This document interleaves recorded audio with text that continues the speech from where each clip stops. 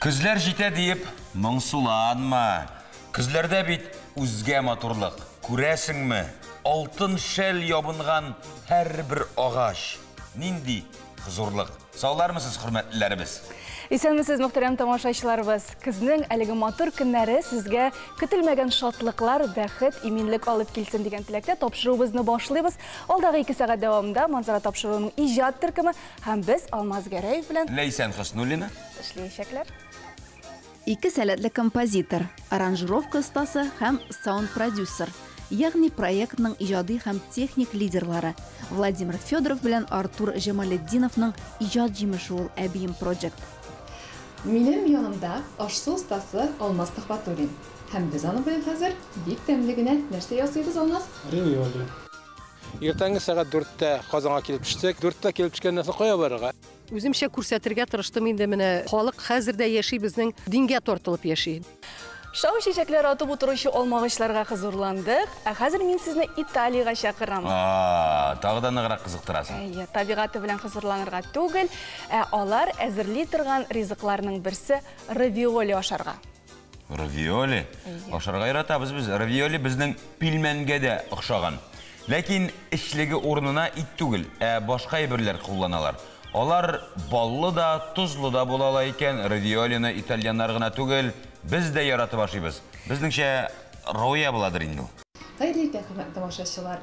Аша барның иде бәрәкәте бар диләр. Минем янымда ашсу остасы Алмаз Төхфәтуллин. Һәм без аны белән хәзер бик тәмле генә нәрсә ясыйбыз, Алмаз? Ривиоли. Аның өчен безгә он, манны ярмасы, шикәр комы, тоз, йомырка, базилик, горчица, сыр кирәк булачак. Эшне башлыйбыз.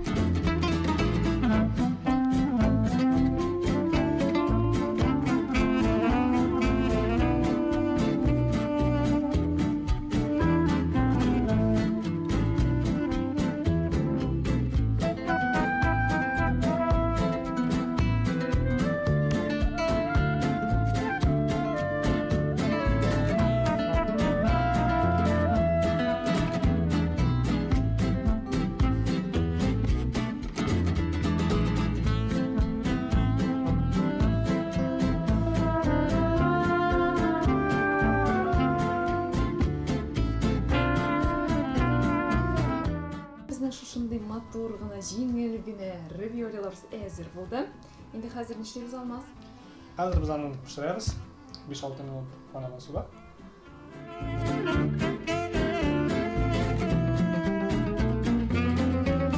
Равиолилар пешкән арада соус әзерлик.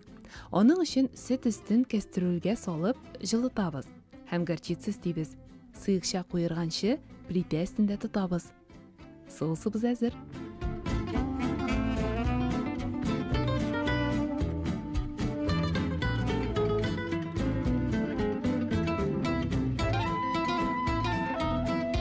Менә хөрмәтле тамашачылар, безнең шушындай җиңел генә, тәмле генә равиолиларыбыз әзер булды. Менә бусын инде мин әзерләдем. Монысын инде Алмаз. Һәм инде хәзер Ашап карыйбыз.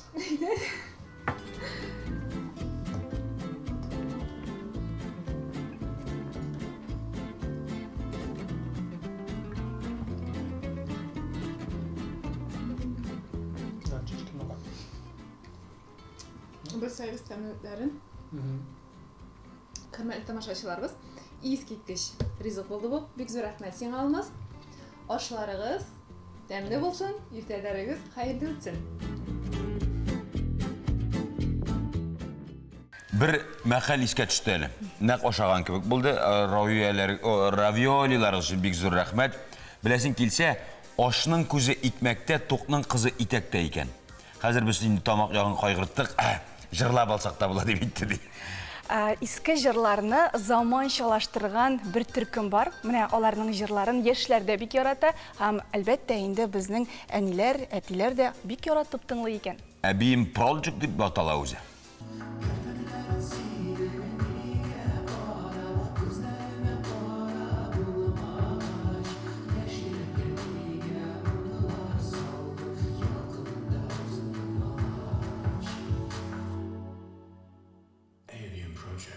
Ике сәләтле композитор, аранжировка остасы һәм саунд-продюсер, ягъни проектның иҗади һәм техник лидерлары Владимир Федоров белән Артур Җамалетдиновның иҗат җимеше ул Әбием Project.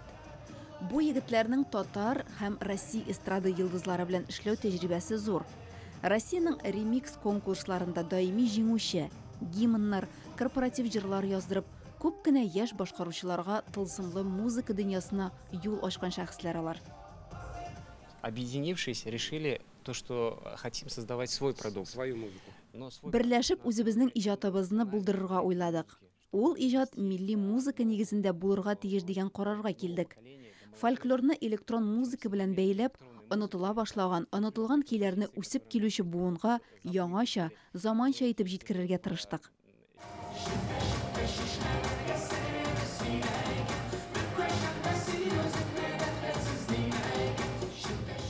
Үзләренең трекларында Әлмәт районында иҗади экспедицияләрдә җыелган төрле халык, этник төркем һәм солистларның тавышларын куллана егетләр. Наша задача Төркемебезнең йөзек кашы да шул фольклор дип саныйм.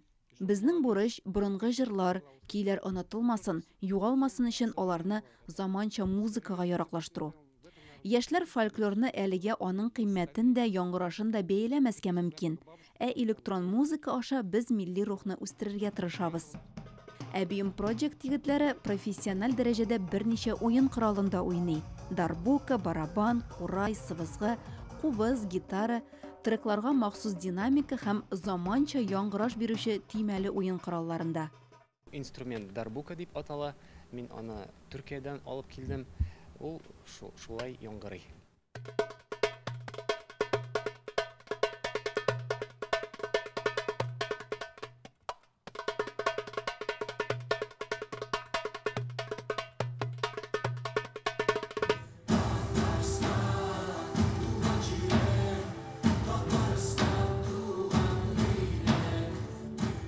Эксперименталь музыкаль проект булса да, ул үз тамашачысын тапкан дисәң була.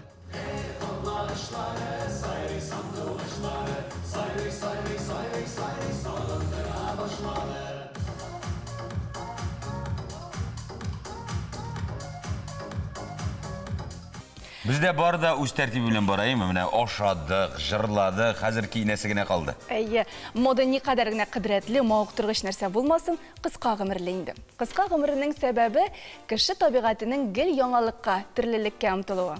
Бу шыпшын хатын-кыз фикере инде. Яңа күлмәк алыр өчен мода кыска гомерле дип акланасыз. Никтер ул сезнең өчен генә кыска гомерле? Без иратларга елына 2 күлмәк белән бер костюм алсаң шул җитә. Каян да 2 гомер буена бер шалбар киеп йөрибез. Ничек кенә таркалашсаң да, барыбер яңалыклардан калышмаска тырышабыз инде. Шуңа күрә мин хәзер иң яраткан сәхифәмне игълан итәм. Эфирда Белеп ки сәхифәсе. Луизага гына ошый дип уйлаганым, сиңа да ошый икән. Исәнмесез. Гардеробның мөһим элементы һәм иң кирәкле аксессуар нәрсә ул дигән сорауга күпләр сумка дип җавап бирер иде. Һәм бүген мин сәхифәне нәкъ менә аңа багышлыйм. Берәүләргә универсаль дизайнлы 1-2 сумкалар җитә, икенчеләр күп итеп үзенчәлекле модельләр җыя. Кайбер хатын-кызлар өчен һәр киемгә аерым сумка булу мөһим, ә кайберләренә исә сумка үзенең төп функциясын үтәсә шул җитә. Сез кайсы төркемгә керәсез? Ничек кенә булса да, бүгенге трендларны белеп тору комача уламас. Алар белән танышканчы үткәнгә сәяхәт ясап алып. 100 ел эчендә сумка нинди үзгәрешләр кичергән икән?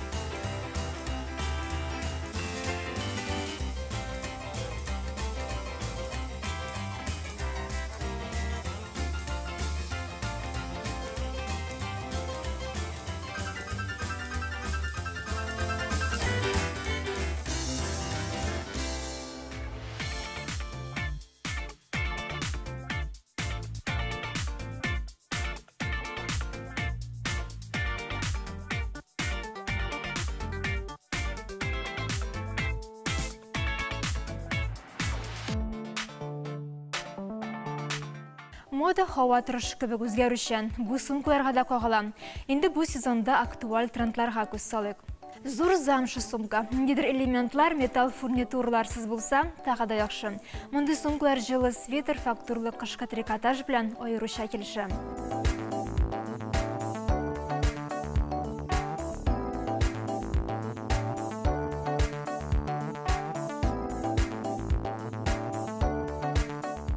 Мотога клатч сумкада кайта. Тик конверт клатчлар түгел, ә зур клатчлар. Алар квадрат яисә озынча булырга мөмкин. Нәрсә белән килештерергә дигәндә, белгечләр стильләр белән уйнарга киңәште. Мәсәлән, образда клатч белән спорт киемнәре катнашса яхшы.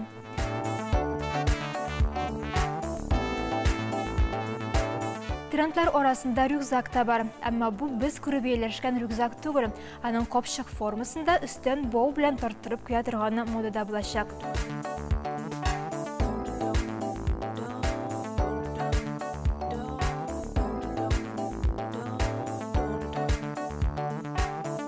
Тагын бер тренд сумканы төсле акцент итеп куллану. Монохром кием белән мондый сумка аеруча стильле күренә.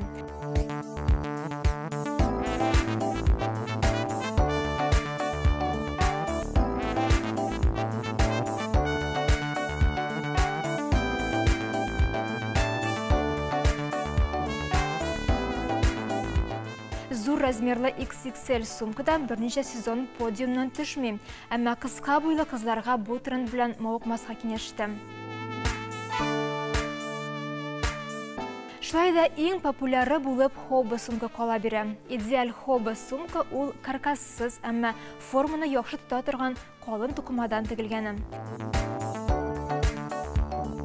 Яңа трендлардан шокмаклы сумкаларны атарга була. Стилистлар аны шокмакларында булган төсләрне киемнәрдә дә кабатларга тәкъдим итә. Булай эшләгәндә образыгыз гармонияле күренәчәк.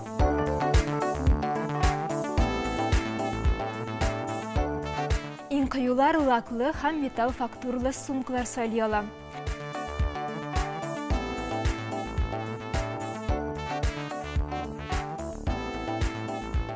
Бүгенге менә шулар исегезгә төшерәм. Бу база сумкалар түгел, ә трендлар. Трендларны безгә мода индустриясе тәкъдим итә. Әйдә кулланмау безнең эш. Трендлы сумка алдым да модалы, зәвыклы булдым дигән сүз түгел. Стиль башкачарак туа.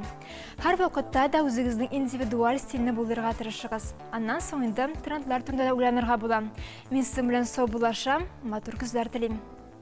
Сентябрь азагында Әлмәт дәүләт татар драма театрында республика кинематографының яңалыкларын тәкъдим итәчәкләр. Театр артистлары катнашкан фильмнар күрсәтеләчәк.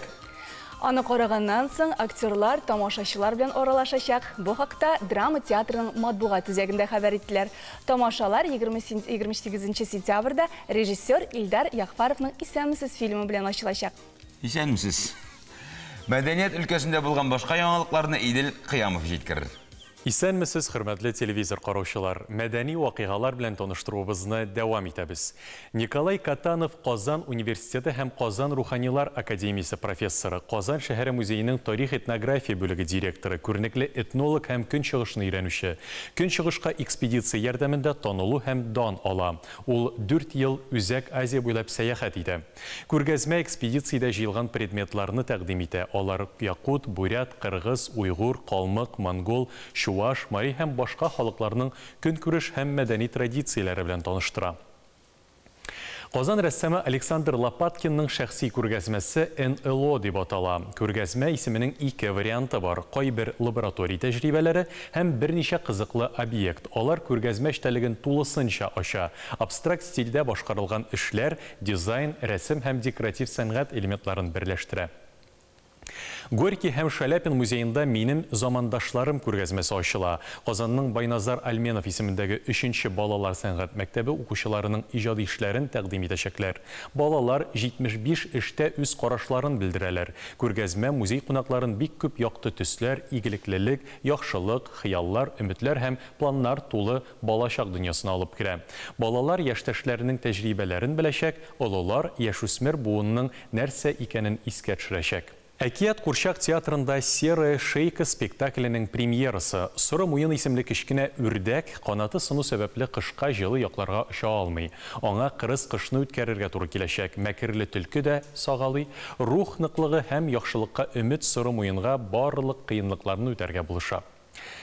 Бүгінге менә шулар. Исәнемин булығыз.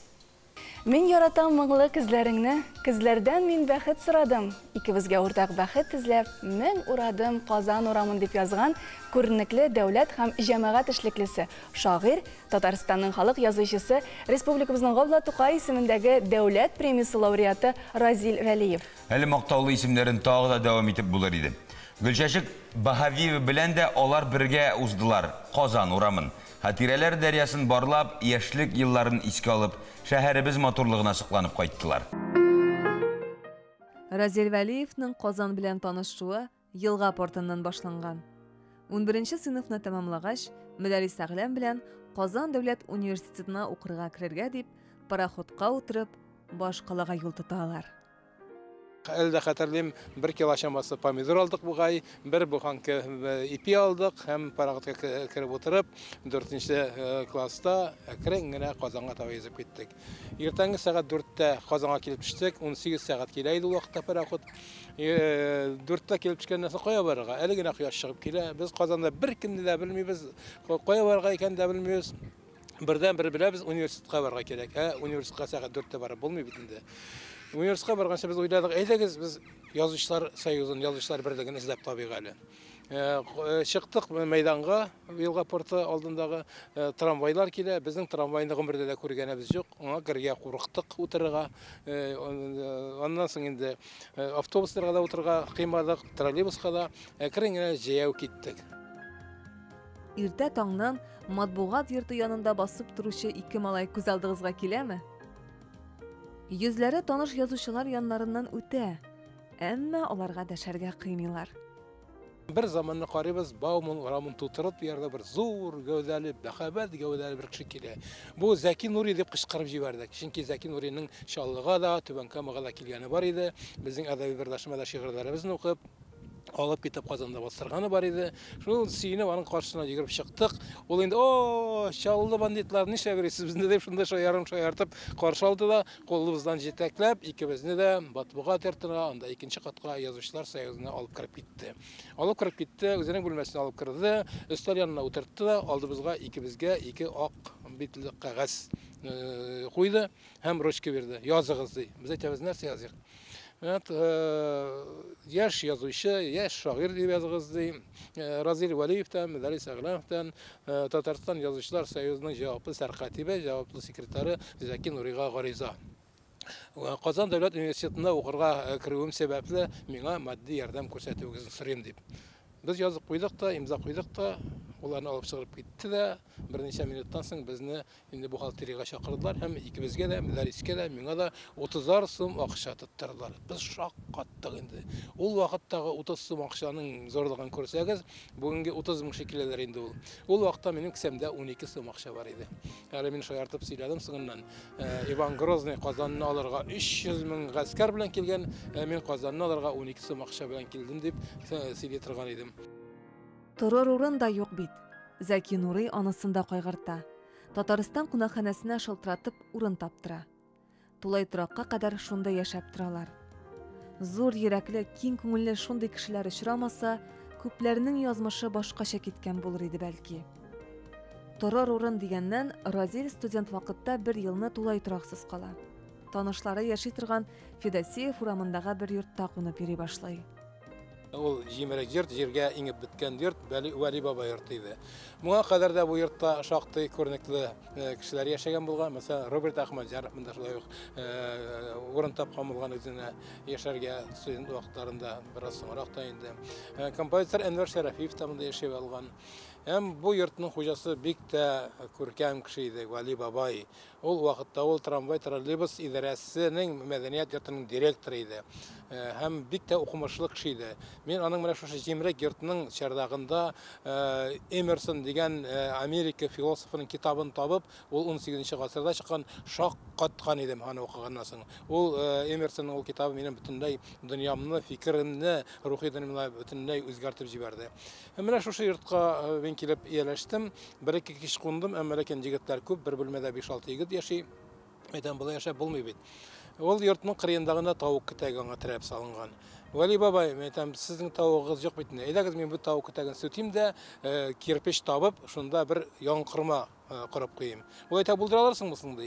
Мәйтәм, булдырырмы? Мин абыйлар белән авылда заманда шабашка йөргән идем, йортлар сылган идем, бабайның мич чыгарганын карап торганым бар, булышканым бар, барысын да булдырырбыз. Шуннан да менә Кремльдә ул вакытта стенасына ремонт ясыйлар, Кремль диварларына. Мин шуннан ташка белән кирпеч ташып, ваты кирпечләрен ташып, шушы йортка яңкырма корып куйдык егетләр белән бергәләп. Һәм анда инде мич тә чыгардык, түбәсен дә яптык, идәнен дә түшәдек, тәрәзәләрен дә куйдык, пыясын да кистек, барысын да һәм матур гына итеп яшәп башладык. Казанны үз кул көчең, йөрәгең белән яулап алу шулай буладыр ул менә. Тагын бер бик әһәмиятле китап дөнья күргән. Шул хакта сөйләшер өчен без әлбәттә сезне кунакханәгә чакырабыз. Студиябызда кунакта тарих фәннәре докторы Фаяз Хуҗин. Хәерле көн, Фаяз абый, исәнмесез? Исәнмесез. Инде сезнең килгәнегезне гел көтеп торабыз, чөнки бик күп мәгълүмат алабыз сездән. Узганда була алмадымы шул төрле конференциялар, 1100 еллыкка багышланган чаралар һаман да дәвам итә, мине чакыралар. Менә мин кичә генә кайттым Уфадан, анда шулай ук 1100 еллыкка багышланган конференция, һәм ул конференция бер үк вакытта багышланган иде безнең күренекле дин белгече, үзебезнең Шәйхул Ислам, андыйлар бик сирәк дөньяда, мөселман дөньясында, Тәлгать Сафа улы Таҗетдин. Тамашачыларга да аңлатыйк әле, Шәйхул Ислам нәрсә аңлаткан?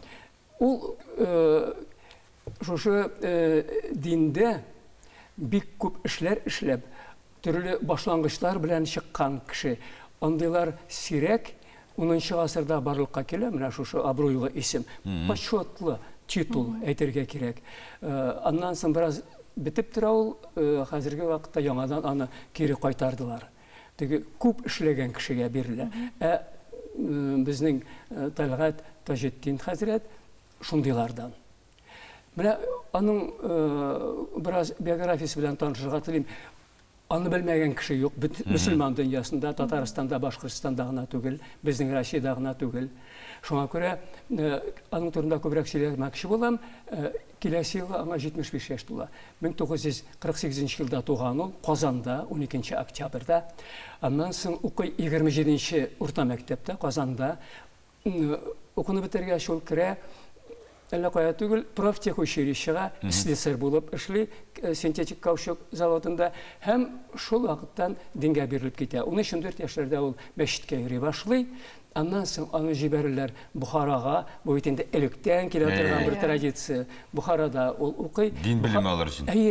Дини белем алганнан соң ул үзенең белемнәрен киңәйтергә, тирәнәйтергә уйлый, һәм Каһирәдә, Мисырда бик атаклы мәдрәсә бар, югары уку йорты, Әл-Әсһәр дигән, шунда укый ул, һәм шуннан соң инде Казанга кайтып, 1978-80 елларда Шабит Мәрҗани мәчетендә мөфти, имам хатиб булып эшли. Һәм игътибар итегез, 32 яшьтә аны СССРның Европа өлеше һәм Сибир мөселманнарының диния назаратына рәис итеп сайлыйлар. Субханалла. 32 яшьтә, ягъни ул мөфти булып китә. Инде менә шушы мен әйткән СССР мөселманнарының Европа өлеше һәм Сибир мөселманнарының диния назараты ул икенче төрле. Россия 94 елда әсер бетә инде, Россияныкы булып. Сорарга да куркып утырам инде. Башкортстанның ни катнашы барсың? Үзәк диния назараты Башкортстанның катнашы булмый. Беренчедән әле Екатерина икенче вакытында бит безнең менә бу мөфтият әйтергә кирәк, диния назараты төзелә 1768 елда. Аның үзәге Уфада һәм хәзердә. Уфада, Казанда түгел. Шуңа күрә безнең атаклы көрнекле шәхесебез Тәлгат Таҗетдиннең урыны да шунда. Менә күз алдыгызга китерегез.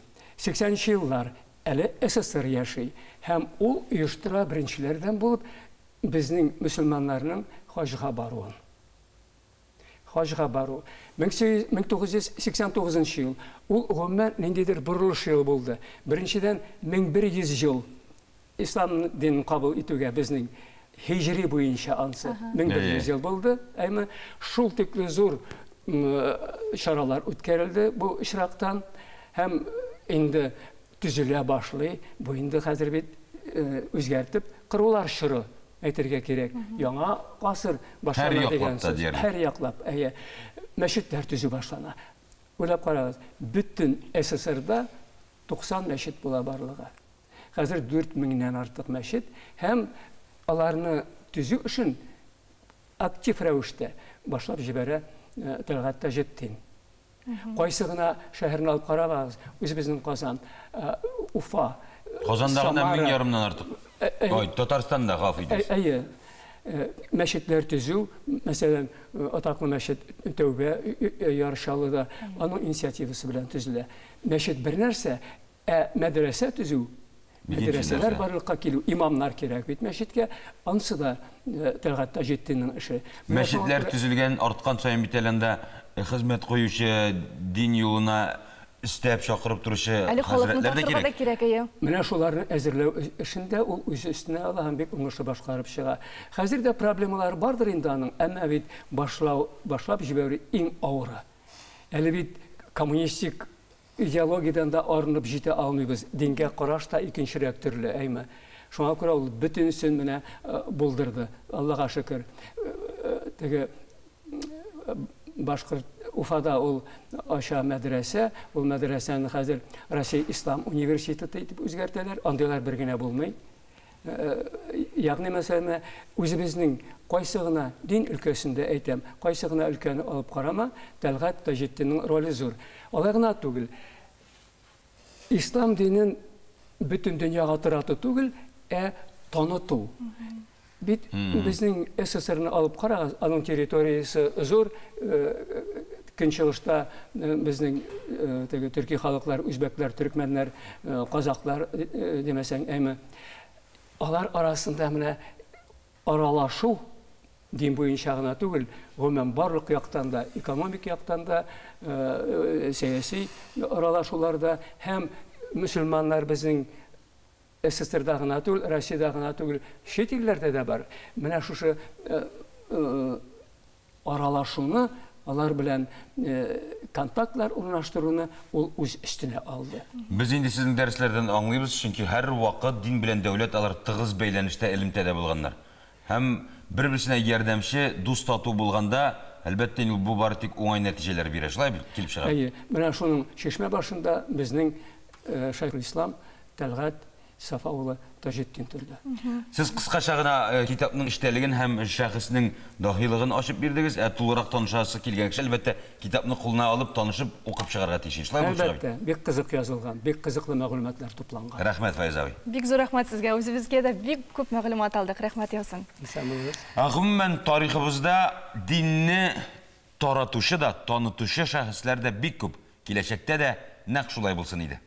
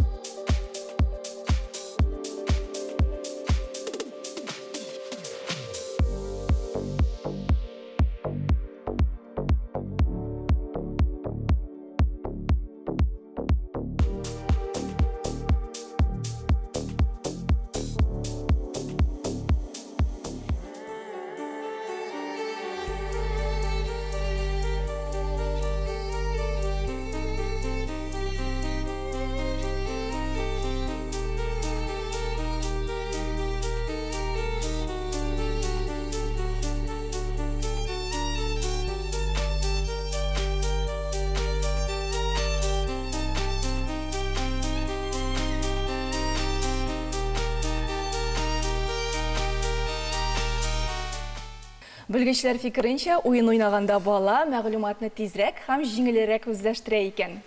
Бу хакта безгә кунагыбыз химия фәннәре кандидаты Светлана Шавалиева да сөйләр. Светлана ханым, саумысыз, хош килдегез. Хәерле химия укытучысы буларак, мин балаларның химиядан курыкканын, белергә, укырга кайвакыт теләмәгәне белән очрашам. Билдерәсе килә. Ник курка бала? Сез аның белән очрашасыз, ничә еллар очрашасыз? Ник курка ул аннан? Ул кыендыр, бик катлаулыдыр дип уйлыйм. Ул мифинде. Айрым бер менә бөртек балалар гына химияны яратып, аңлап, аннары химия минем сымаклар укырга баручылар алар бар. Син менә бит уен уйлап таптым. Собери молекулу дип аталайын урысча, молекула җый. Молекула җый. Җый. Шунда менә сезне дә өйрәтәм. Мин аны уйлатып карадым, бәләкәй балалар 5нче класслар белән дә, олылар белән дә инде. Химия укыган һәм укымаганнар белән. Укыганнар белән, үземнең коллегалар белән университетта бергә укытабыз төрле фәннәрне, алар химияны бик нык белмиләр. Һәм шулардан ишеттем фикер, мине булай мәктәптә шулай укыткан булсалар, мин гел икенче караш белән карарым химияга. Химик булыр, һәм мин аны, ныграк аңларым дигән фикер ишеттем. Ул бик җиңел дә, кыен да. Әйдәгез, менә мин сезне өйрәтәм. Башта 2-3 төрле карт бар монда, әйме? Ионны дип атала инде, ионнар. Мин онытканмын ахырсы бөтенләй минем өчен яңа хәрефләр. Менә молекула бит инде ул электронейтральны. Аның заряды юк. Һәм ул 2 ион, ничә ионнан тора. Катионнар плюс, анионнар минус. 0 булсын өчен ни кирәк?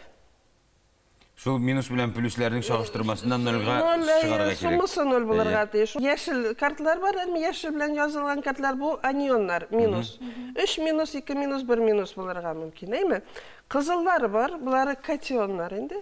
Плюс белән инде. Плюс 1, плюс 2, плюс 3. Менә хәзер шуларны бергәләштерсәң, менә сумма 0 булсын өчен, шулай итеп җыярга кирәк. Һәм инде монда тагын бар әле зәңгәр карта. Монда бит менә 2 һәм 3. Монда плюс чык. Бу әле молекула түгел, молодец. Химия яратты, органик химияны яратайм. Углеродны водородлар кушылмасын. Үзебезнең кешеләр икән. Ул метил, этил, пропан, бутаннарны йөзәй дигән рәхәтләнде. Тик нишләптер иң яраткан формуларын берсе C2H5OH булды дип әйтте. Инде. Хәзер 3нче төр бар инде, булары инертный газы. Мөһим нәрсә бар. Молекула кашан җыеласың? Бәй менә картларыңны менә җыясың инде, мәсәлән, менә булай булса, 2 плюс 2 минус. Эләшеп чыгабыз, әйме? Эләшеп чыгабыз, берәм җырыйбыз инде. Менә мин сезгә бер карт бирәм, сез карыйсыз да үзегезнең картларны булса, молекула җыясыз. Сез монда утырасың. Син бик яхшы химик булган булыр идең. Менә уйнап карыйк әле тиз генә. Карт белән сиңа барам. Син шуны капларга тиеш. Плюс чыгарлык итеп. Белән 0 чыгарлык итеп. 0 чыгарлык итеп. Уенның бик мөһим җире бар. Һәр мадданың үз исеме бар бит. Әлбәттә. Әйме, исем фамилиясе. Йөргәндә исемен әйтергә кирәкме? Менә хәзер йөргәндә телең белән кычкырып дип инде, ачык итеп, матур итеп исемен әйтергә кирәк. Менә берсе фамилия, яшеле, берсе исеме. Магний 4-гезне натрий белән капладым. 0 чыгардым. Юк, менә исемен әйтәсең, менә монда язылган подсказкасы. Перманганат, натрий. Кушылгач молекула бар. Молекуланың исеме. Сез йөргән карттан минекен баскач перманганат натрий килеп чыкты. Менә. Бер юлы күпме кеше уйный ала менә бу уенны? Уңайлы булсын өчен, тиз кызык булсын өчен 7-8, 10 булырга мөмкин. Күбрәк тә булса уйнарга була, узакка сузыла инде. Ничектер, нитә башлыйлар балалар. Уйнаган сайын өйрәнәсең. Өйрәнәсең. Хәзер менә бу сезнең Монда бит әле җиңү һәм җиңелү дигән ниндидер төшенчәләр дә барга тиеш уен булгач. Менә хәзер сез молекула җыйдыгыз бит инде. Бу сезнең балаларыгыз. Миндә берәү булды. Менә хәзер бу шулай уйнап. Хәзер мин йөримме? Хәзер йөрисең. Мин әле аныкын күреп, һәр 0 чыгармаслык итеп йөрергә тиеш бит инде караганда. Синнән бары ярдәм сыр яшәп. Мәле мин сиңа бер тимер бирим әле феррум. Шушны белән йөрим. Менә OH SO4-ны куй. Менә монсы белән, нимә? Ансын и OH. Һәм менә монсын. Менә.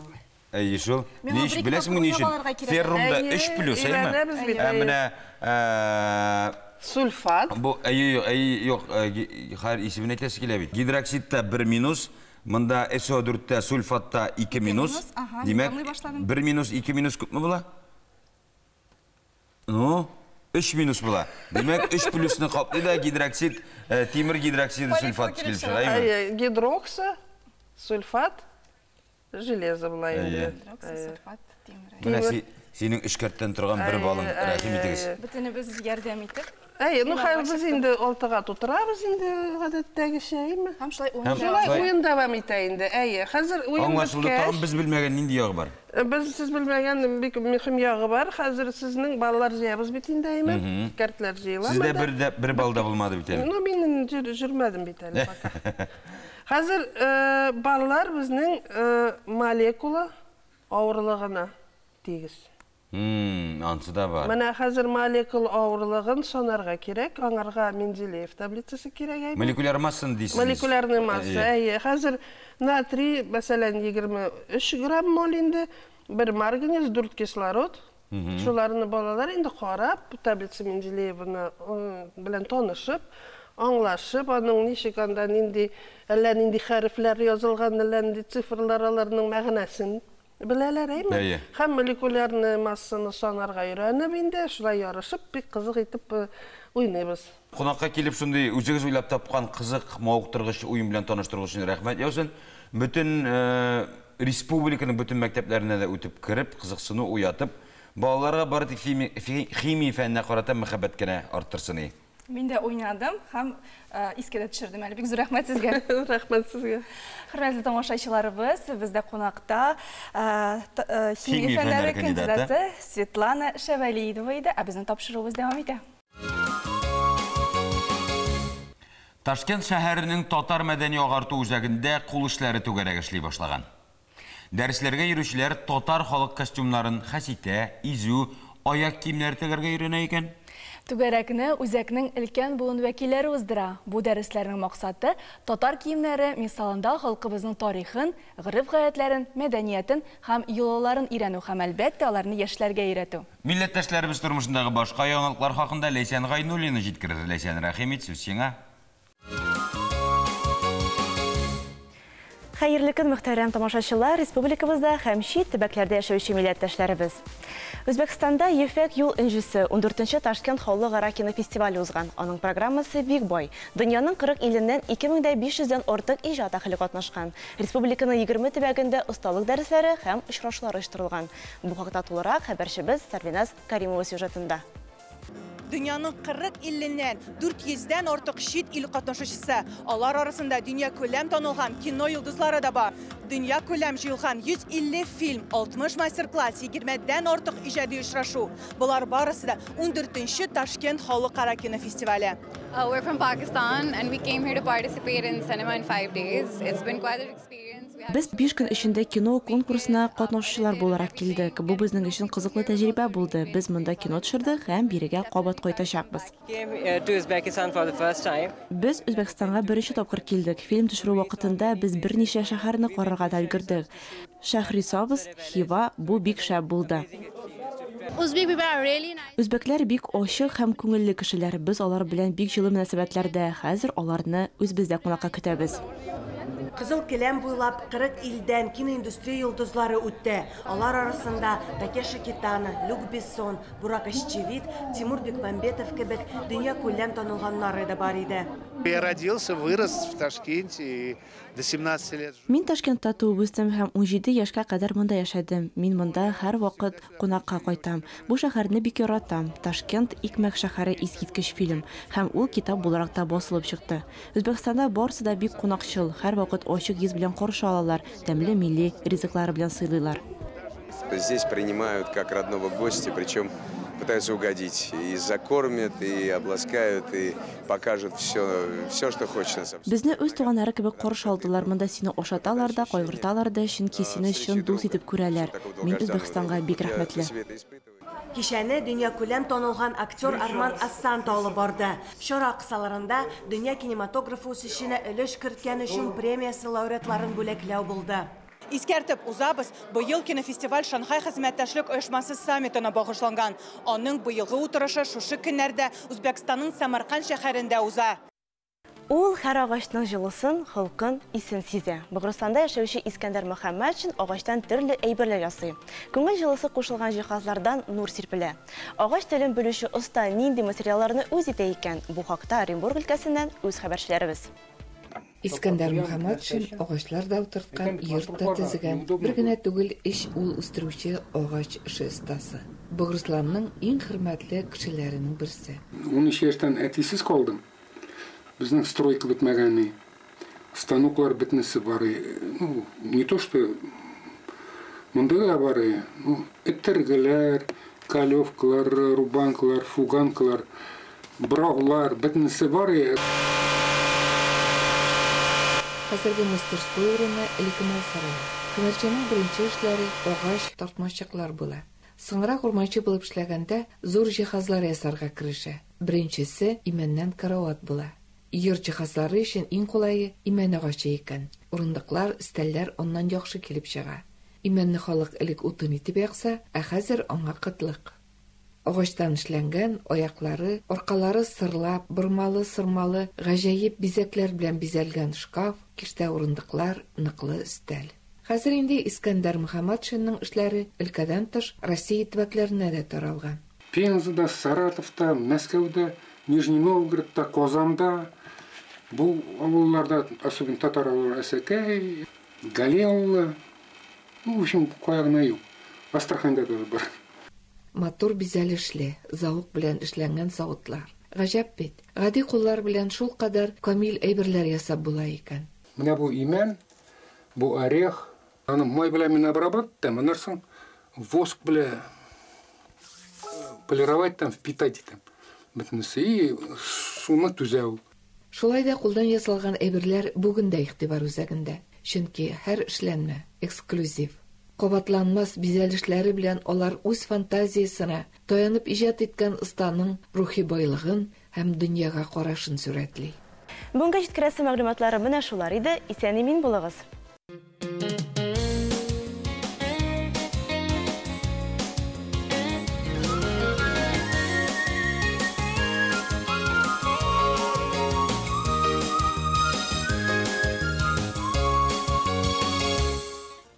Тормыш ул мизгелләр җыелмасы, иң мөһиме әйбәтләрен җыярга форсатны кулыгыздан ычкындырмагыз, һәр минутның кадерен белегез.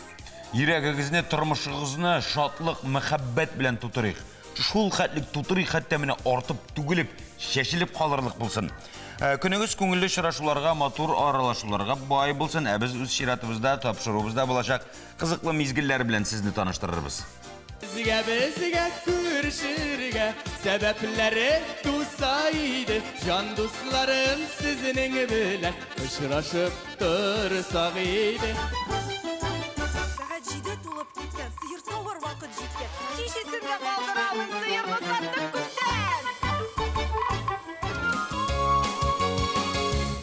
Республикабызның Ширмешән районы үзенең табигаты белән генә түгел, тырыш, уңган халкы белән дә дан тота. Әлеге мактау сүзләрен әлбәттә һәрбер районга, һәрбер авылга карата әйтеп булыр иде. Ләкин һәрбер кешегә үзе туып үскән, туып үсмәсә дә яшәгән урын, җирлек үтә дә кадерле. Кемдер Кырымга бара, кемдер Төркиягә. Ә без Ширмешәнгә бардык. Юлыбыз уңды. Боз сарайында Татарстан рәссамнары чыгыш ясый иде. Дөресрәге, әле бер кем дә күрмәгән картиналар күргәзмәсе. Менә без шушы Ширмешән төбәгендә 24 рәссам иҗат иттек 15 көн дәврендә. Әлбәттә, бу безнең өчен яңа төбәк, әмма ләкин беренче очрашудан ук без бу төбәкнең кешеләрне яратуын, мондагы хөрмәтле кешеләрнең күп итеп яшәүләренә һәм аларның сәнгатькә мөкибән көтүләрен күрдек. Бигрәк тә инде администрациянең бердәм булып, бер команда булып эшләве, культура бүлегенең бер команда булып эшләве мине бик гаҗәпкә калдырды һәм куандырды. Шушы 15 көн дәврендә безне ишәр-ишәр рәссам авылларга алып барып, авылларның кешеләре белән таныштырып, хөрмәтле кешеләре белән һәм шушы авылның табигатын сүрәткә төшердек. Рәссамнар килүе балалар өчен бик яхшы тәэсир итте дип саныйм, чөнки балалар рәссам чын дөресендә рәссамнарны күреп, Аларның эшләрен карап, безнең сәнгать мәктәбенә 120ләп бала йөри ел дәврендә, һәм алар төрле күргәзмәләрдә катнашалар. Үзләренең эшләрендә дә кулланырга тырышалар. Моның әһәмияте гомумән зур. Бу яшьләр өчен бик тәрбияви эш, алар хезмәте һәм население өчен, чирмешәннәр өчен. Камил Абыянданың музыка картиналарының геройы Мөсәвәрә апа да бар иде. Гомерем буе художник белән яшәгәч, художникларны бик нык беләм. Бик сәнгать кешеләре алар бар да, бик тонкий кешеләр. Аларга бик чыдап кына яшәргә, эшләре четерекле һәм бик авыр. Бер утырса художник, ул утыра 4 сагат утырга может, 6 сагат утырга может, ул ашамый да, эчми дә, егылып төшкәнчә эшли ул.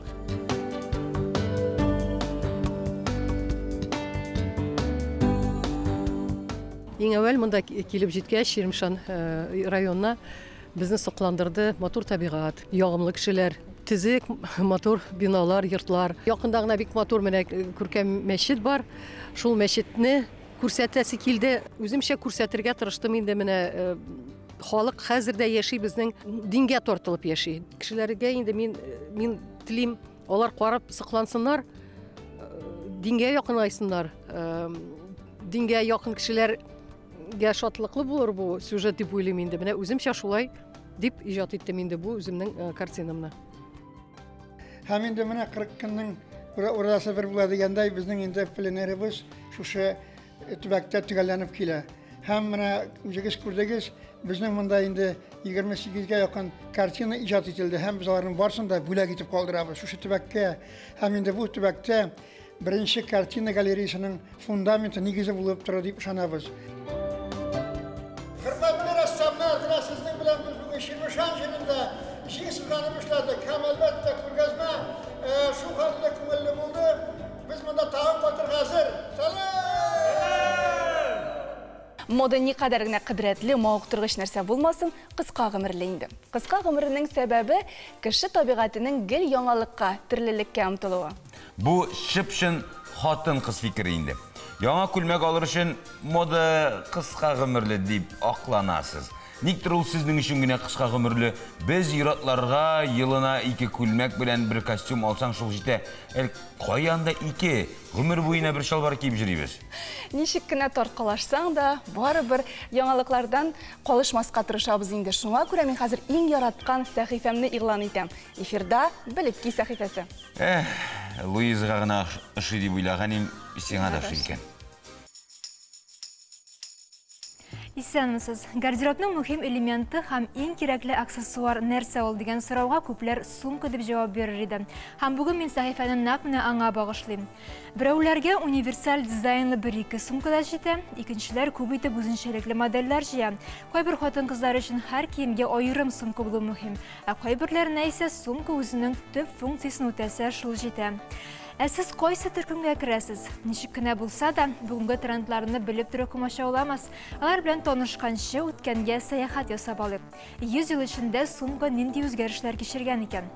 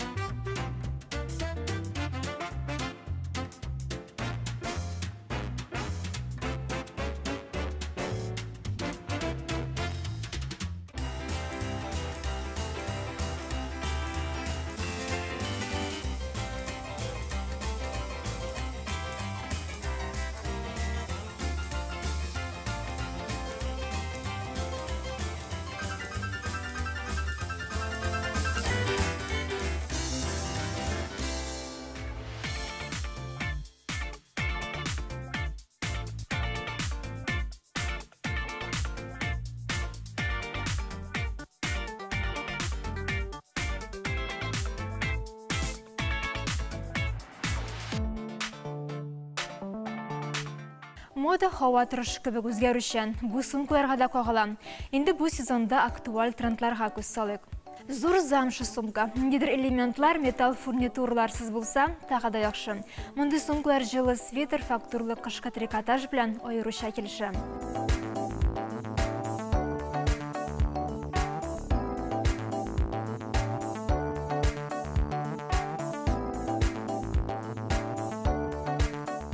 Мотога клатч сумкада кайта. Тик конверт клатчлар түгел, ә зур клатчлар. Алар квадрат яисә озынча булырга мөмкин. Нәрсә белән килештерергә дигәндә, белгечләр стильләр белән уйнарга киңәш итә. Мәсәлән, образда клатч белән спорт киемнәре катнашса яхшы.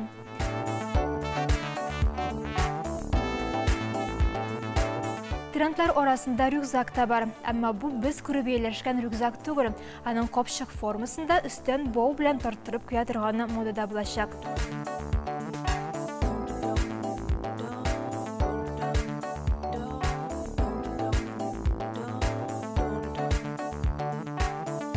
Тагын бер тренд сумканы төсле акцент итеп куллану. Монохром кием белән мондый сумка аеруча стильле күренә.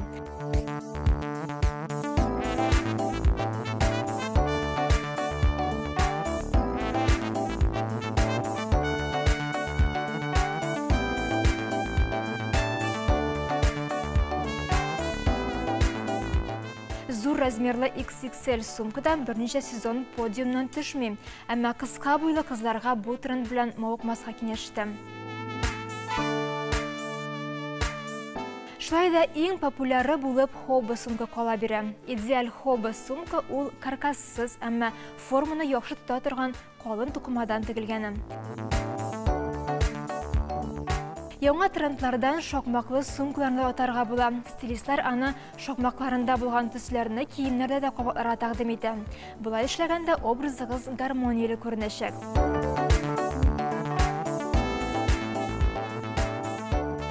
Иң кыюлар лаклы һәм металл фактурлы сумкалар сайлый ала.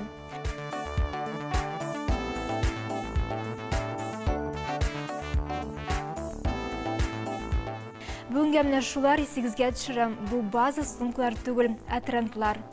Трендларны безгә мода индустриясе тәкъдим итә. Ә инде куллану безнең эш. Трендлы сумка алдым да модалы, зәвыклы булдым дигән сүз түгел. Стиль башкачарак туа. Һәр вакытта да үзегезнең индивидуаль стильне булдырырга тырышыгыз. Аннан соң инде трендлар турында да уйланырга була. Мин сез белән сау булашам, матур күзләр телим. Мөхтәрәм тамашачыларыбыз, тапшыруыбызны кунакханә сәхифәсе белән дәвам итәбез. Узган атнада Россия дәрәҗәсендә, Россия күләмендә йөрәк, сәламәт йөрәк атнасы узды. Шул айдан без үзебезгә 18-нче сырхаухана табибы, кардиолог Сирина Хөснетдиновны чакырдык. Сирина, саумысыз, хош килдегез. Исәнмесез. Йөрәк дөп-дөп тибә башлады сезне күргәч. Йөрәк бит ул кеше организмының иң төп органы дип әйтик инде, шулаймы, дөресме? Двигателе, моторы, аны һәр вакыт саклап торырга кирәк, аңлыйбыз. Ничек икәнләре һәр сездән сорарбыз. Әйе, организмдагы роле йөрәкнең. Әйе, чыннан да йөрәк ул кеше организмындагы иң зур, иң кирәкле вазифаларны башкара торган орган, ягъни мәсәлән биологик насос дип атыйбыз без аны.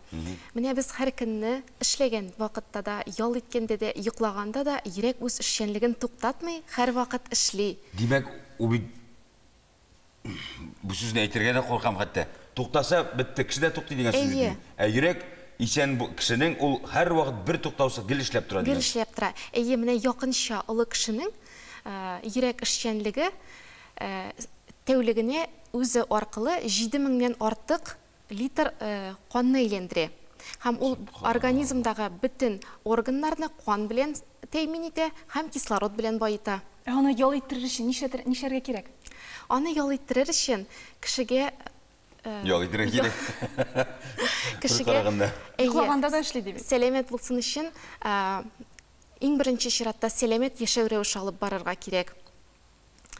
Үз-үзеңне тыныч тотырга кирәк, дөрес тукланырга, физик күнегүләр ясарга, стрессларны читләтеп үтәргә кирәк.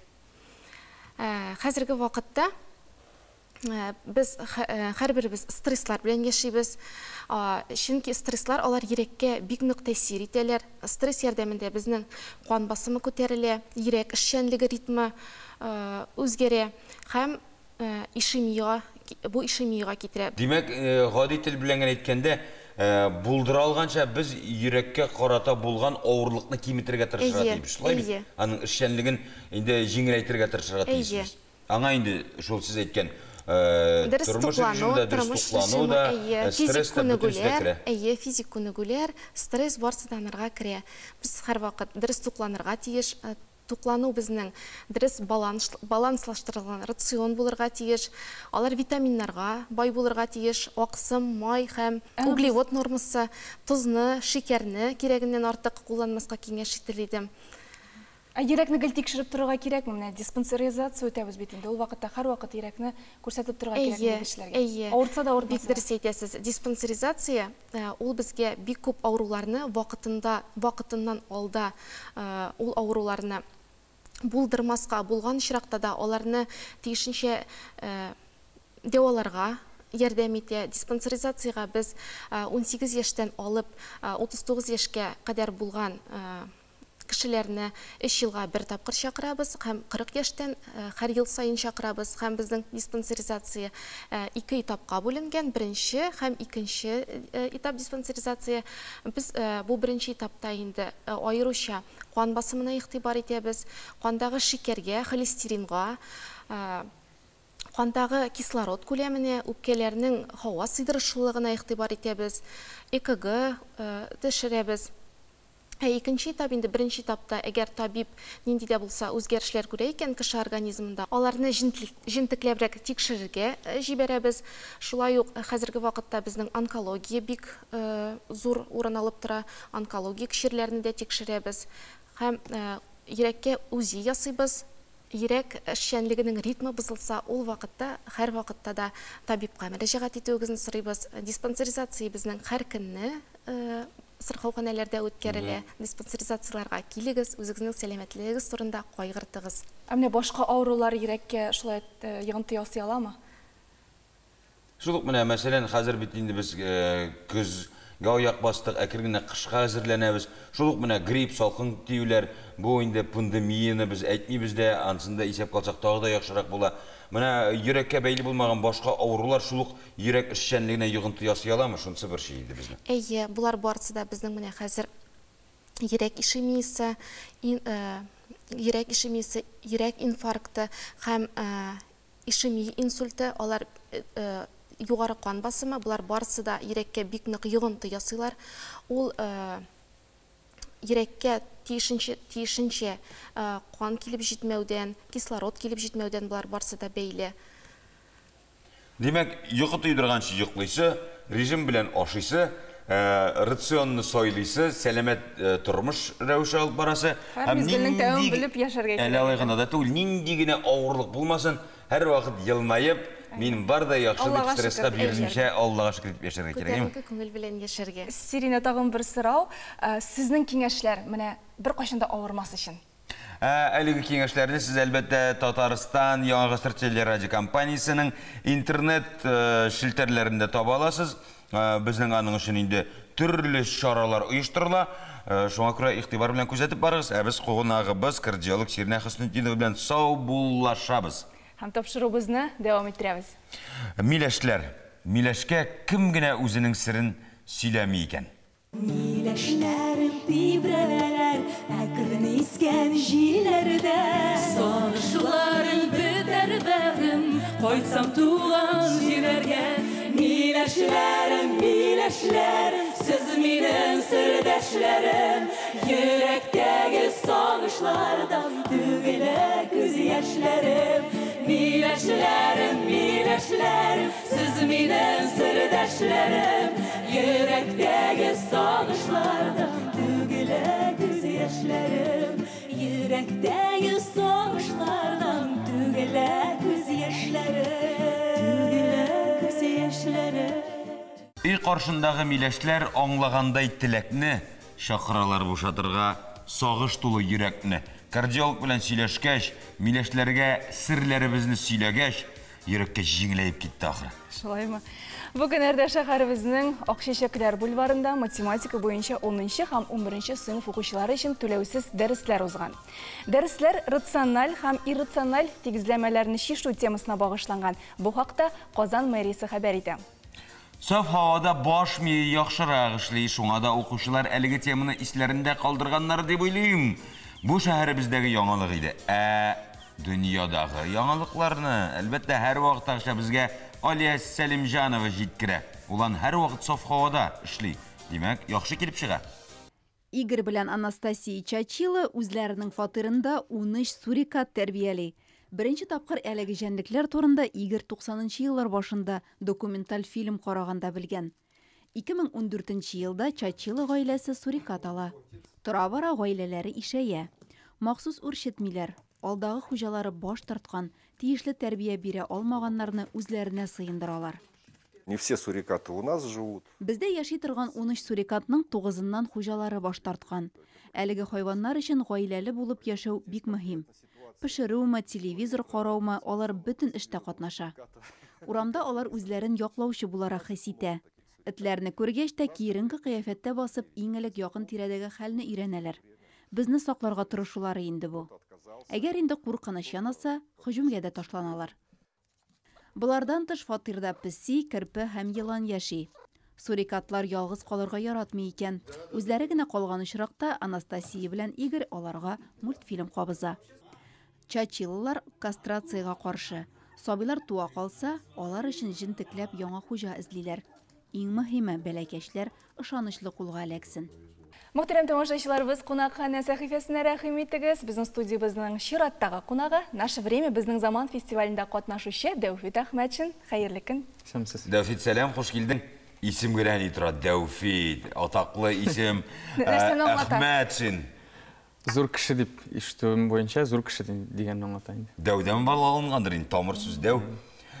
Син быел укуны тәмамлап, инде профессия буенча түгел, гомумән башка юнәлеш буенча эшли башлагансың, шулай бит? Әйе. Укуың синең ул Казан дәүләт мәдәният институты иде. Әйе. Ялгышмасам. Әйе. Кемгә укыдың әлеге институтта? Сольное пение кафедрасында. Менә күпләрне борчый торган сорау бу. Бездә республикада ул консерваторияны алыйк, училищены алыйк, сәнгать институтын алыйк. Ул институтларны бетергән кеше нишләптер бөтенесе дә үзенең профессия буенча китми. Синең очракта ник алай? Тормышта ләнәсе булган инде. Кемнең нинди, ничек дип әйтим, шанслар, возможностьлар бар. Кеше шул ягында карый. Мин бераз уку вакытында уйладым да, җырлап кына йөреп булмас. Берәр серьезныйрак эш табып, барыбер гаилә төзисе бар, Алла бирсә. Шуңа шундыйрак һөнәр сайларга булдым. Җырны ташламыйсыз барыбер. Юк, җыр менә ничек дип әйтим, эшләргә ярдәм итә. Әйе. Җырлый эшләп булам яки эшли җырлыйсыңмы хәзер? Кабинетта җырлаштырга алам инде. Кабинетта түгел. Кабинет эше димәк. Беренче ел эшли башлавыңа карамастан, әлеге фестиваль турында сиңа эштән ничек хәбәр иттеләр, үзең теләк белгерттеңме? Яки кара әле безнең бит менә бит отдел кадр санап утыра. Безнең менә бит Дәүфит бар, институттан килгән. Мәдәният институты, аны җибәрәбез. Ничек сайлыйлар эште? Фестиваль турында былтыр белдем мин. Мен аның булганын белдем мин күптән. Былтыр катнаштым да мин анда. Быел инде управлениенең, ничек дип әйтим, управлениене якларга дип үземнең теләгемне белдердем инде. Сезнең эштән тагын башка катнашучылар бармы? Яки син бер үзең генә үзеңнең хезмәткәрләрен тәкъдим итеп яклап чыгачаксыңмы? Без 3 кеше булабыз командада. Алексей Казаков, тоже минем коллега, һәм Камила Имамуддинова була инде. Алар нәрсә эшләячәк? Алар да җырлый. Әлеге фестиваль нәрсә бирә менә ул сезгә катнашучыларга? Беренчедән ул премиялар эшкә бармаудыр әле тагын. Чөнки эштән азат итеп, бар инде Дәүфит фестивальгә барып кайт дип. Ул тәҗрибә. Беренчедән ул тәҗрибә. Үзеңне сынап карау ул файдалы әйбер. Ничек дип әйтим, кирәк әйбер. Үзеңне сынарга кирәк, курыкмаска кирәк, катнашырга кирәк булганда. Бүген безгә манзара тапшыруның тамашачыларына безнең заман Наше время фестивалендә катнашучы буларак нинди җырлы күчтәнәч алып килдең? Сәламләү җырын башкарып китермен. Авторлары? Авторлары Илдар Хайретдинов кие, Рафил Җәләлиев сүзләре. Рәхимит, манзара тапшыруның сәхнәсе бөтен дөньяга сине күрсәтерлек дәрәҗәдә. Синең өчен әзер?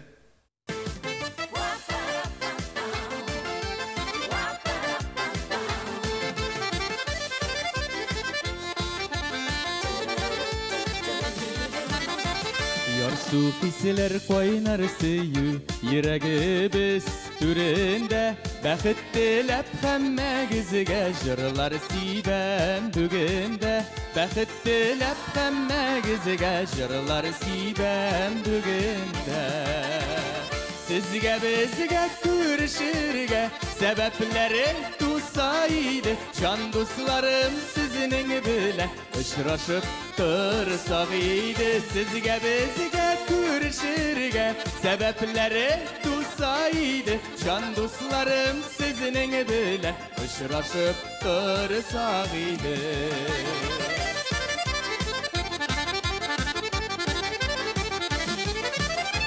Jırdevalı yüreklerinin Koyğı sağışını basa Sizge bulgan sirlerimini Siylermini jırmaşa Sizge bulgan sirlerimini Siylermini jırmaşa Sizge bizge görüşürge Sebepleri tutsaydı Can dostlarım sizinin bilen Uçraşıp dursak idi Sizge bizge görüşürge Sebepleri tutsaydı Can dostlarım sizinin bilen Uçraşıp dursak idi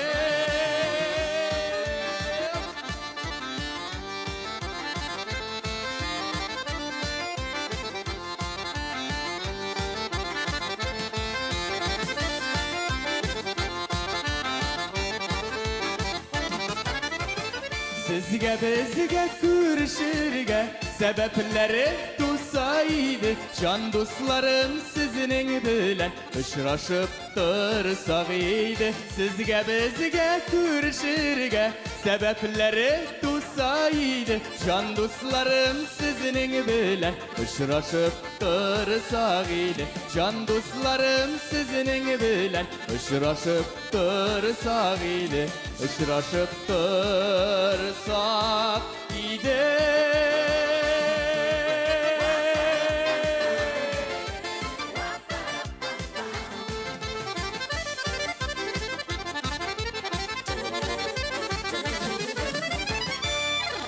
Ay, Davfitke rahmet olsun, subhanallah, şınlap da ışıraşır için sebepler her vakit bulsun. Sentyabr ozağında Elmet Devlet Tatar Drama Teatrında Respublika kinematografının yanılıklarını təqdim etəcəklər. Teatr artistləri qatnaşqan filmler күрсәтеләчәк. Аны қарағаннан соң актерлар, тамашашылар белән аралашачак. Бу хакта драма театрының матбугат үзәгендә хәбәр иттеләр. Тамашалар 28 сентябрьдә режиссер Илдар Яхфаровның «Исәнмесез» фильмы белән ачылачак. Исәнмесез. Мәдәният өлкәсендә булган башка яңалыкларны Идел Кыямов җиткерер. Исәнмесез, хөрмәтле телевизор караучылар, мәдәни вакыйгалар белән таныштыруыбызны дәвам итәбез. Николай Катанов Казан университеты һәм Казан Руханилар академиясе профессоры, Казан шәһәре музеенең тарих-этнография бүлеге директоры, күренекле этнолог һәм көнчыгышны өйрәнүче. Көнчыгышка экспедиция ярдәмендә танылу һәм дан ала. Ул 4 ел Үзәк Азия буйлап сәяхәт итә. Күргәзмә экспедициядә җыелган предметларны тәкъдим итә. Алар якут, бурят, кыргыз, уйгур, калмык, монгол, Шуаш, Мари һәм башка халыкларның көнкүреш һәм мәдәни традицияләре белән таныштыра. Казан рәссамы Александр Лопаткинның шәхси күргәзмәсе НЛО дип атала. Күргәзмә исеменең 2 варианты бар. Кайбер лаборатория тәҗрибәләре һәм берничә кызыклы объект. Алар күргәзмә эштәлеген тулысынча ача. Абстракт стильдә башкарылган эшләр, дизайн, рәсем һәм декоратив сәнгать элементларын берләштерә. Горький һәм Шаляпин музейында минем замандашларым күргәзмәсе ачыла. Казанның Байназар Альменов исемендәге 3-нче балалар сәнгать мәктәбе укучыларының иҗади эшләрен тәкъдим итәчәкләр. Балалар 75 эштә үз карашларын белдерәләр. Күргәзмә музей кунакларын бик күп якты төсләр, игелеклелек, яхшылык, хыяллар, өметләр һәм планнар тулы балачак дөньясына алып керә. Балалар яшьтәшләренең тәҗрибәләрен беләчәк, олылар яшүсмер буынның нәрсә икәнен искә төшерәчәк. Әкият Курчак театрында «Серая шейка» спектакленең премьерасы. Соры муен исемле кечкенә үрдәк канаты сыну сәбәпле кышка җылы якларга оча алмый. Аңа кырыс кышны үткәрергә туры киләчәк. Мәкерле төлке дә сагалый. Рух ныклыгы һәм яхшылыкка өмет соры муенга барлык кыенлыкларны үтәргә булыша. Бүгенгә менә шулар. Исән-имин булыгыз.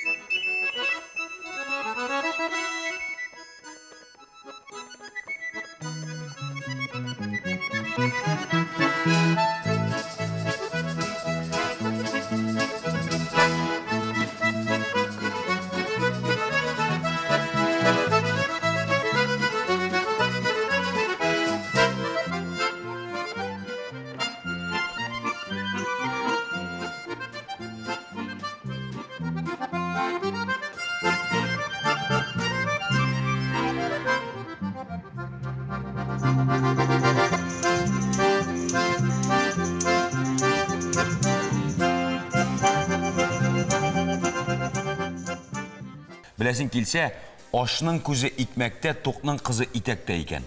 Қазір біз енді тамақ яғын қайғырттық, жырлап алсақ та болады деп етті де.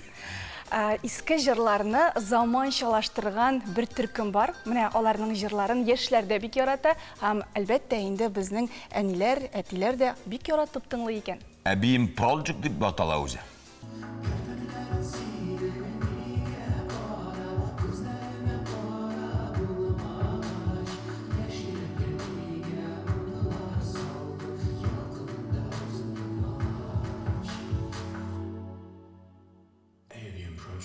Ике сәләтле композитор, аранжировка остасы һәм саунд-продюсер, ягъни проектның иҗади һәм техник лидерлары Владимир Федоров белән Артур Җамалетдиновның иҗат җимеше ул Әбием Project.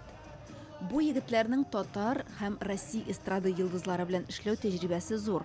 Россиянең ремикс конкурсларында даими җиңүче, гимннар, корпоратив җырлар яздырып, күп кенә яшь башкаручыларга тылсымлы музыка дөньясына юл ачкан шәхесләр алар. Объединившись, решили то, что хотим создавать свой продукт, свою музыку. Берләшеп үзебезнең иҗатыбызны булдырырга уйладык. Ул иҗат милли музыка нигезендә булырга тиеш дигән карарга килдек. Фольклорны электрон музыка белән бәйләп, онытыла башлаган, онытылган көйләрне үсеп килүче буынга яңача, заманча итеп җиткерергә тырыштык.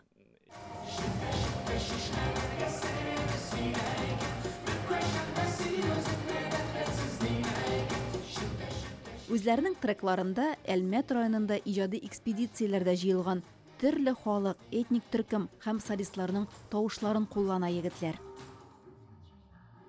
Наша задача Төркемебезнең йөзек кашы да шул фольклор дип саныйм. Безнең бурыч борынгы җырлар, көйләр онытылмасын, югалмасын өчен аларны заманча музыкага яраклаштыру. Яшьләр фольклорны әлегә аның кыйммәтен дә, яңгырашын да бәяләмәскә мөмкин. Электрон музыка аша без милли рухны үстерергә тырышабыз. Әбием Project егетләре профессиональ дәрәҗәдә берничә уен коралында уйный. Дарбука, барабан, курай, сыбызгы, кубыз, гитара, трекларга махсус динамика һәм заманча яңгыраш бирүче тимәле уен коралларында. Инструмент дарбука дип атала. Мин аны Төркиядән алып килдем. Ул шулай яңгырый.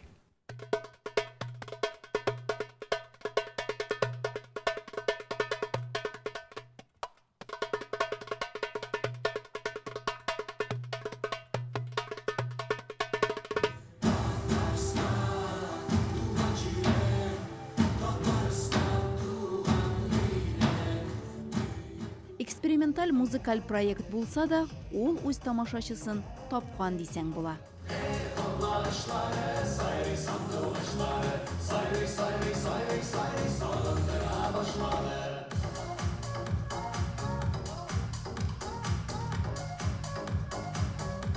Атнаны җырлап бии башласаң, ул яхшы һәм җиңел тиз үтә икән. Җырладык, әйдәгез хәзер биеп тә алыйк. Аның өчен без үзебезгә қонаққа Татарстан Республикасының җыр һәм бию ансамбле солисты Сәйдә Миннебаеваны чакырдык. Сәйдә, сәлам, хуш килдең. Исәнмесез. Фамилияң тормышта чынга ашмасын, диеме? Мин Нибай дип җиргә язмасын, мин Бай дип рәхәтләнеп шөкертергә язсын. Амин. Сәйдә, без узган юлы сезнең Һинд биюын карап сакланган идек. Бу юлы Кайчан карадыгыз аны? Мин юк идем анда. Син юк идең анда. Без әле кушылып биедек тә. Бу юлы сез татар костюмында. Бүген без татар бию башкарабыз. Әйе. Бүген татар биюне бием. Яхшы сәбәп тә бар татар биюне биергә. Менә мин август айында Таврида фестиваленә барып, анда Росмолодежь грант конкурста җиңдем. Һәм Алла бирсә, октябрьдә проект татар бию буенча проектны башлыйбыз. Син шул җиңү нәтиҗәсендә проектны башлап җибәрәсең дә, һәм әлеге проектта кемнәр катнаша? Бу проектта бию укытучылар, педагоглар, хореографлар катнаша алалар. Биргә өйрәнергә теләүчеләргә катнашу мөмкинлеге булмаячак димәк. Нишләп? Хореографлар гына дисең. Юк, бу хореографларны без өйрәтәбез, аннары хореографлар үзе балаларга, үзе укучыларга барып, аларны өйрәтәләр. Сез бары тик татар биюне өйрәтәсезме аларны? Әйе, без бөтен Бүтін Россиядан алып келебіз экспертларны, татар бию буенча экспертларны, һәм менә алар безгә мастер-классларны күрсәтеп, бер атна, көне буе мастер-класс уздырачакбыз. Ник бию, ник жыр түгел, ник адвокат түгел, ник юрист түгел, ник артист түгел, ник бухгалтер түгел, ник менә бию? Белмим, шулай чыкты инде. Балалар бакчасына жүргәндә бардым да биюгә язылыштым. Менә шын шөкри түдер, белмим, шулай чыкты инде.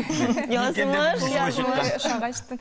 Сез менә төрле милләт биләләрен башкарасыз бит. Үзегезгә кайсысы якынрак? Үзеңнең репертуарыңда ничә төрле милләт биюе синең? Хәтерләсәң. Бик күп. Белмим дә нәрсә якынрак. Татар бию. Хинтын беләбез, татарын беләбез, әлбәттә күрәчәкбез. Әйе, татар бию якынрак. Мин бит татар кызы. Минем әниятием, әби бабаем татар. Үзең кайсы яктан? Казаннан. Казан кызы. Әйе. Субханалла. Афәрин. Татар биюнең дә бит әле төрләре бик күп. Әстерхан татарлары, Кырым татарлары. Бик күп. Ләкин күп кеше белми аны. Менә без проектта ашабыз бу ишекләрне. Bütün серләрне ачып өйрәтәчәксез, һәм әлбәттә өйрәнгән кешеләр тагы да үзләре өйрәтәчәкләр. Әйе, Алла бирсә. Рәхмәт. Хәзер манзара сәхнәсен сиңа тапшырабыз. Бер ут сиптереп тамашачыларыбызны шаккаттырып алайлы. Кунакка килгән рәхмәт ясый.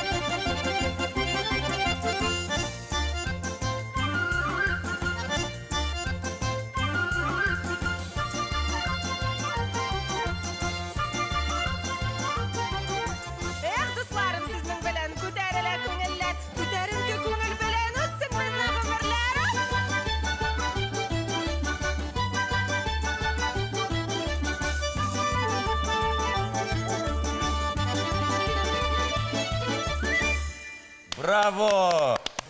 Афәрин, браво, брависсимо, рәхмәт яусын Сәйдәгә. Кем матуррак жырлый, кем матуррак бии, кем акылрак, кем көчлерәк, кем матуррак, кем байрак, анда түгел мәсьәлә. Иң мөһиме, үзеңне бу тормышта бәхетле итеп тою. Шуңа да бәхетле булыр өчен мең төрле сәбәп булсын. Кояшлы матур көннәр, якты хатирәләр, матур, күңелле мизгелләр. Шул теләктә манзара тапшыруның иҗат төркеме алып баручылары килгән кунаклар сезнең белән бүгенгә сау буллаша. Ләйсән Хыснуллина, Алмаз Гәрәев. Киләсе очрашларга кадәр. Исән сау булыгыз.